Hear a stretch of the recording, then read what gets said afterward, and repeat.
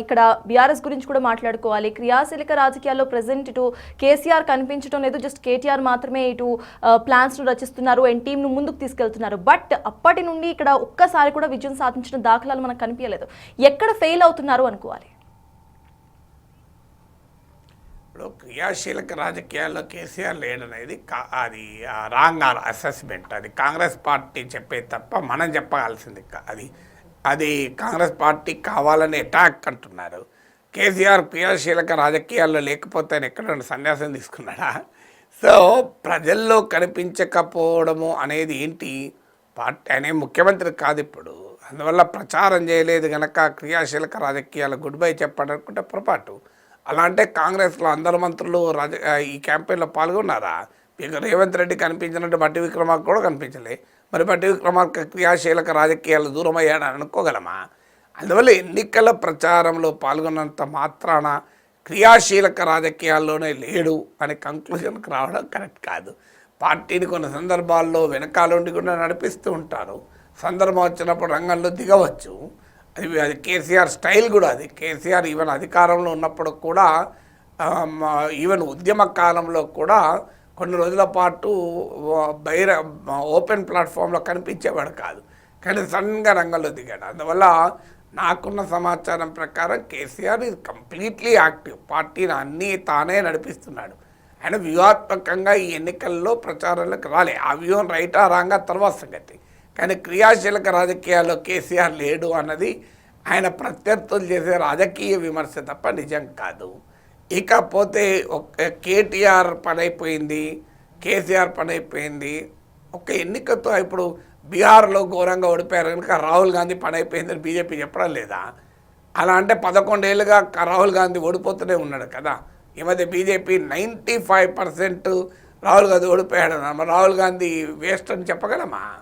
So అందువల్ల మనకు అట్లాంటి కాంగ్రెస్ పార్టీ మీకు 2018 నుంచి 23 మధ్యలో ఏం గెలిచింది కాంగ్రెస్? నాకు చెప్పండి, ఎక్కడ గెలిచింది? 2014 నుంచి మీరు 2023 వరకు చూడండి, తమ సీట్లన్నీ కోల్పోతూ వచ్చి పాలేరులో ఓడిపోయారు, నారాయణఖేడ్లో ఓడిపోయారు, దుబ్బాకలో ఓడిపోయారు, హుజూరాబాద్లో ఓడిపోయారు, హుజూర్నగర్లో ఓడిపోయారు, నాగార్జునగర్లో ఓడిపోయారు, జిహెచ్ఎంసీలో ఓడిపోయారు. ఎక్కడ గెలిచారు నాకు చెప్పండి కాంగ్రెస్ పార్టీ? అన్నిట్లలో ఓడిపోయారు కదా. మరి బయలుదేరి తర్వాత 2023లో అధికారంలోకి రాలేదా? సో మళ్ళీ ఓడిపోవడం మామూలు ఓడిపోడు కాదు. హుజూరాబాద్లో 3000 ఓట్లు వచ్చాయి కాంగ్రెస్కు. జిహెచ్ఎంసీలో మల్కాజ్గిరి రేవంత్ రెడ్డి సొంత కాన్స్టిట్యూన్సీలో 2 సీట్లు వచ్చాయి. తమ సిట్టింగ్ సీటు పాలేరు కోల్పోయారు. మరి వాట్ హ్యాపెండ్? మళ్ళీ తర్వాత వచ్చే వరకు మళ్ళీ గెలవలేదా, అధికారంలోకి రాలేదా? అందువల్ల ఒక ఎన్నికలో ఓడిపోయారు. 2014 నుంచి 23 వరకు అసలు పార్టీలో తరఫున గెలిచిన ఎమ్మెల్యేలు ఫిరాయించారు.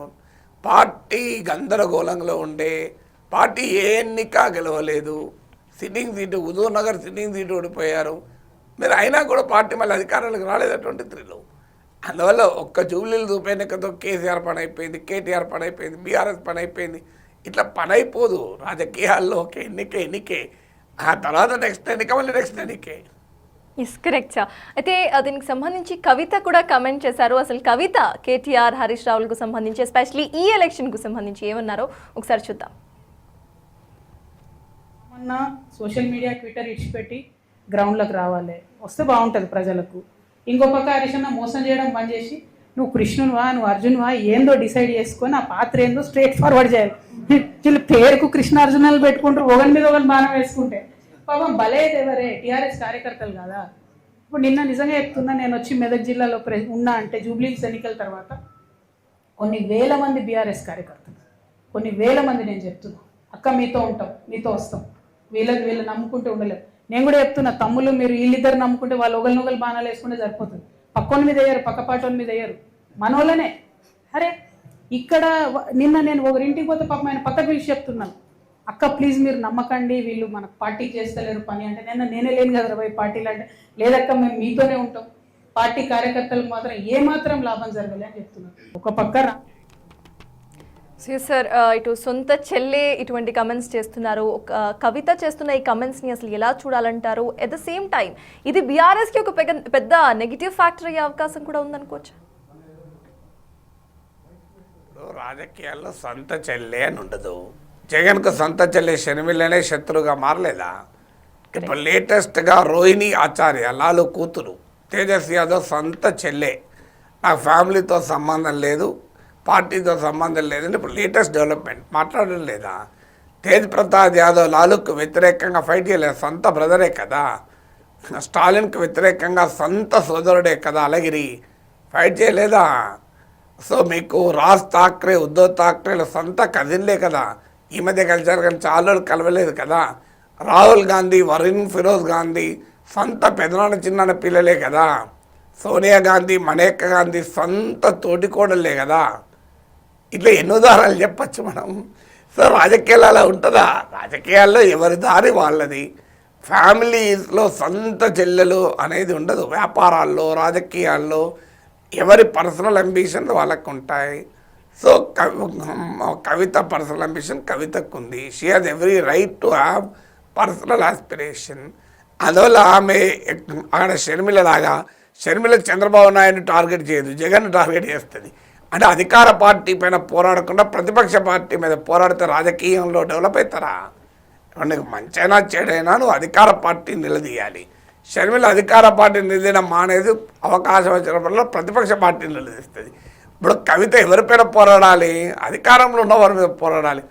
పార్టీ ఓడిపోయిన సమయంలో పార్టీ ఇంకా నేను పొడుస్తా కత్తితోని, పార్టీ ఆల్రెడీ గాయపడి ఉంది, ఎన్నికల్లో ఓడిపోయి.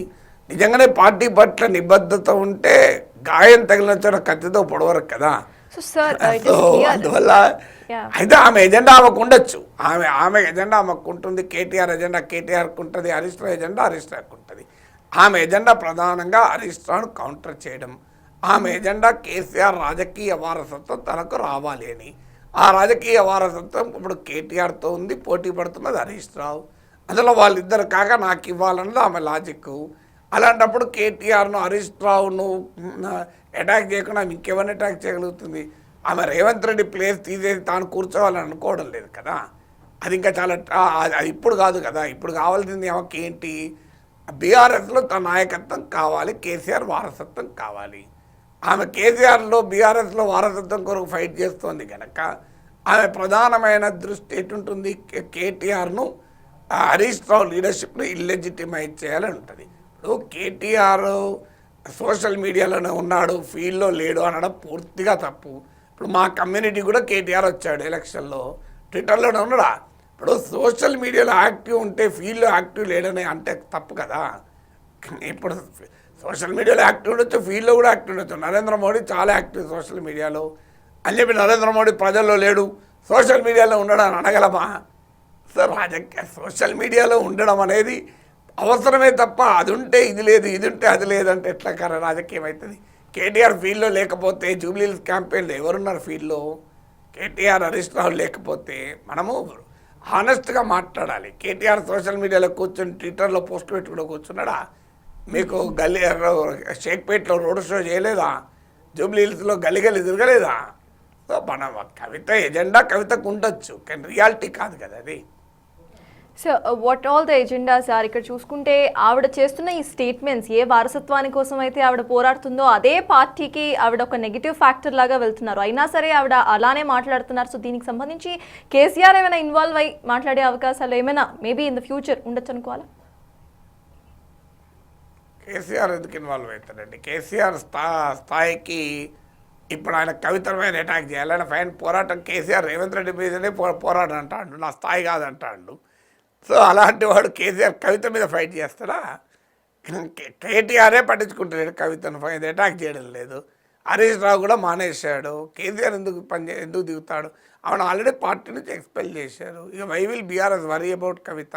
ఇప్పుడు బీఆర్ఎస్ నుంచి పెద్ద ఎత్తున కవిత క్లెయిమ్ చేసుకున్నట్లు ఇప్పటివరకైతే నాయకులు, కార్యకర్తలు పోలో అనుకుంటూ బీఆర్ఎస్ని వీడి కవిత నాయకత్వంలో జాగృతులేం చేరలేదు. ఇంకా ఆమె కవిత రాజకీయ పార్టీ కూడా పెట్టలేదు. సో ఆమె వెనకాల బీఆర్ఎస్ లీడర్లు ఎవరు వెళ్ళారు చెప్పండి నాకు ఇప్పటికీ. అందువల్ల ఇక బీఆర్ఎస్ ఓటర్లంతా కవితకు వెళ్ళారన్న దానికి ఎక్కడా ప్రూఫ్ లేదు. అందువల్ల మనం ఏ బేసిస్ లేకుండా పొలిటికల్గా డ్యామేజ్ ఎంతో విపరీతంగా అవుతుందని భయపడి వణుక్కుంటూ కేసీఆర్ రియాక్ట్ అవుతాడా? కేసీఆర్ ఇగ్నోర్ చేస్తాడు తప్ప